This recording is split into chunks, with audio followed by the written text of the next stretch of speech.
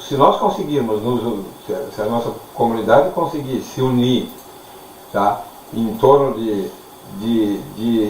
da cidade, se a prioridade for a cidade, a prioridade tem que ser a cidade, o município, né?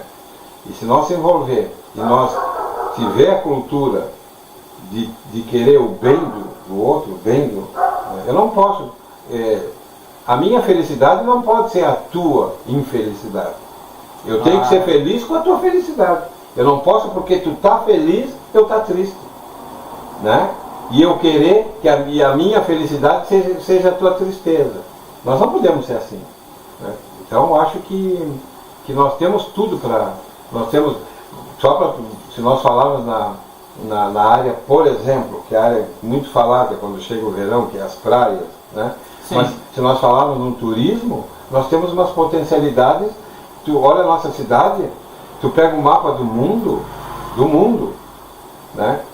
E tu vai ver que tu não acha uma cidade que seja fronteira, que tenha as lagoas que nós temos, as praias que nós temos, né?